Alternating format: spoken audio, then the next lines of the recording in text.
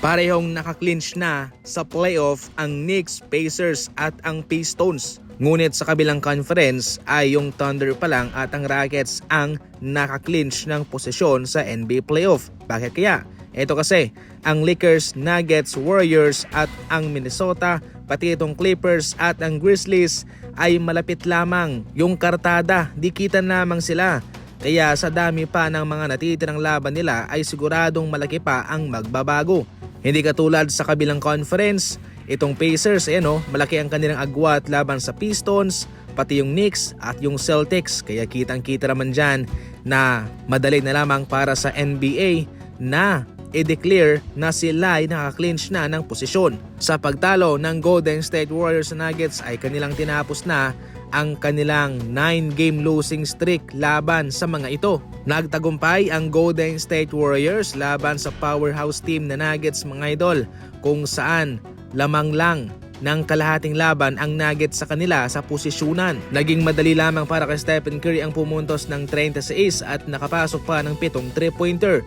Si Podziemski tumulong ng 26 points, si Jimmy Butler naman 19 points, 3 rebounds, 5 assists and 5 steal mga idol.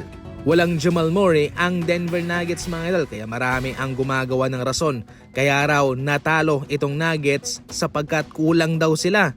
Aba, sa mga salitang iyan ay parang ina-underestimate nyo ang kalakasan ng manlalaro nitong Nuggets. Kahit na walang Jamal Murray yan, ay malakas naman sila. Kaya hindi pa rin naman talaga pwede na hahanapan nyo ng rason kung bakit natalo ang Nuggets. Talo ay talo, panalo ay panalo. Nanaig rin ang Los Angeles Lakers laban sa Pelicans despite sa maagang pag-i-struggle ni Luka. Pero bumawi naman siya at nagtapos na mayroong 35 points, 6 rebounds and 6 assists.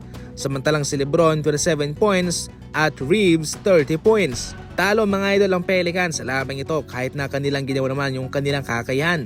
Totally, ngayon nga dahil sa kanilang panalo ay dikitan pa rin naman yung kanilang mga kartada rito at siguradong malaki pa ang magbabago sa kanilang posisyonan.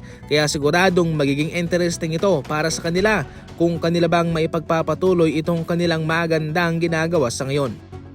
Sa ating huling balita na pag-usapan natin kanina na itong Pistons ay nakapasok na sa playoff mga idol, malaking achievements po ito para sa kanila. First time nakapasok ng Pistons sa playoff since 2019. Considering sa kanilang mga manlalarong ang babata pa, ito ho'y malaking achievement para sa kanila.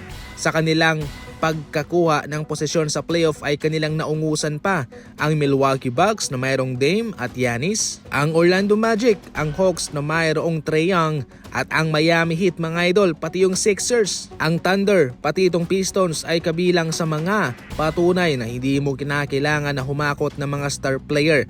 Ang kailangan mo lang ay ang tamang manlalaro, tamang head coach para mag-workout ang lahat ng ito. Parehong jackpot pa ang Pistons at ang Thunder sa kanilang team sapagkat dahil sa kanilang mga manlalaro ay maliit lamang yung kanilang pinapasahod.